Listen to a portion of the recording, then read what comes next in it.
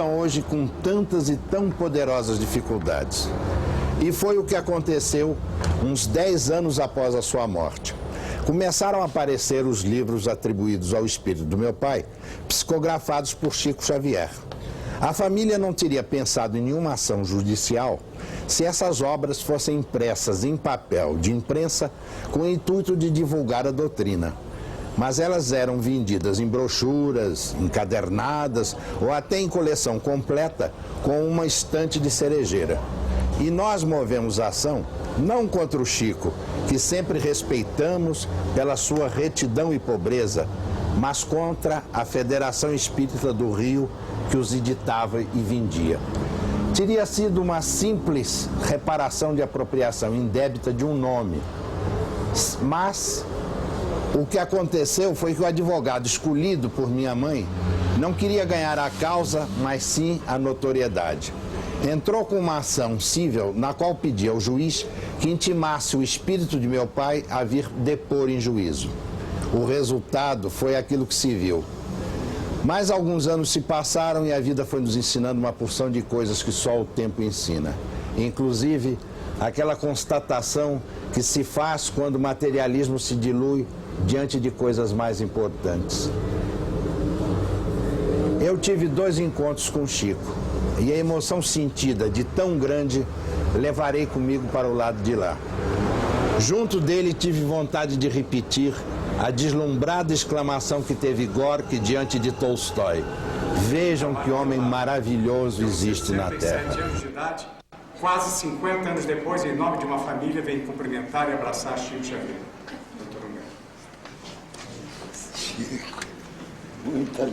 Os senhores têm nesse instante o abraço de Humberto de Campos Filho, filho do grande escritor brasileiro.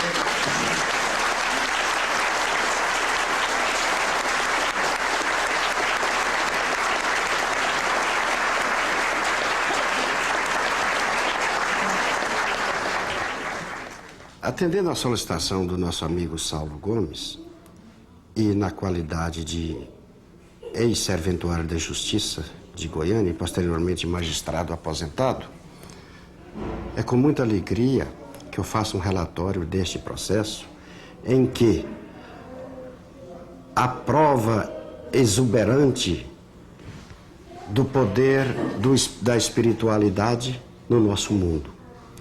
Em razão desse mesmo poder, o acusado José Divino Nunes, que foi processado por haver causado a morte de Maurício Garcês Henrique, fato ocorrido no dia 8 de maio de 1976, no bairro de Campinas, nesta capital, ele veio a ser absolvido posteriormente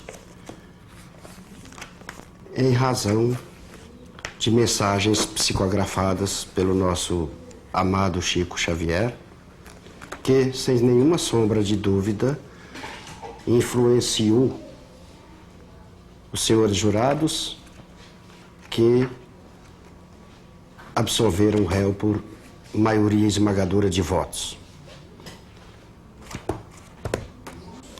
Muitas pessoas enxergam Chico Xavier como um mensageiro da doutrina espírita, como um grande missionário.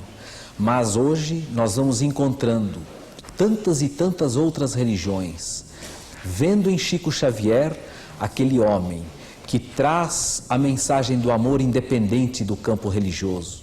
Ele traz aquilo que todos nós deveremos fazer, o plantar para o amanhã.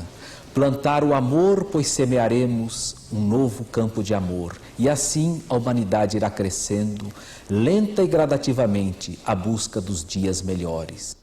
Eu ainda me recordo, Saulo, daquele momento culminante da história do Espiritismo nos veículos da comunicação, particularmente da televisão. Foi um divisor de águas. Aquela maravilhosa entrevista na qual o cândido Francisco Xavier abriu espaços para consolar as criaturas humanas, estabelece um período novo em que os veículos da grande comunicação consideram a doutrina espírita digna de trazer uma mensagem de fé de respeito, de cultura, de ciência à humanidade aturdida dos nossos dias.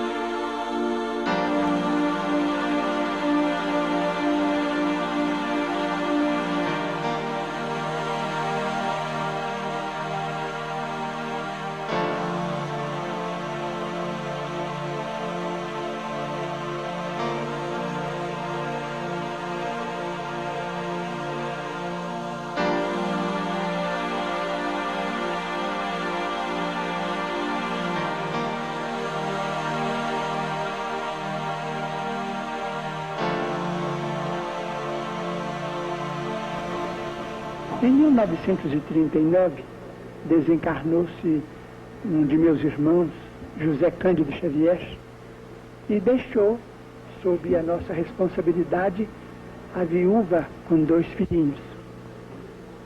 A viúva de meu irmão era uma moça extraordinariamente humilde, extraordinariamente bondosa, e em 1941 ela foi acometida de grave distúrbio mental. O assunto é longo e eu vou resumir para que não venhamos a tomar muito tempo. Depois de alguns meses em que a viúva de meu irmão, que sempre consideramos nossa irmã muito do coração, depois de alguns meses em que ela estava conosco, em casa doente, o caso agravou-se e foi preciso a internação numa casa de saúde mental, o que foi providenciado em Belo Horizonte com o auxílio de médicos amigos da cidade de meu nascimento, Pedro Leopoldo, perto da capital de Minas Gerais. Acompanhei minha cunhada, a quem eu sempre dispensei muita consideração e muito carinho. E depois de interná-la nessa casa de saúde mental, observando o estado de muitos enfermos que estavam ali, naturalmente abrigados, com muita segurança, com muita proteção, muita assistência, mas voltei para a nossa casa com o coração muito abatido. Então, era noite e o segundo filho de minha cunhada, com meu irmão, era uma criança paralítica. A criança chorava, então eu me enterneci muito ao ver que o pequenino estava sem a presença materna.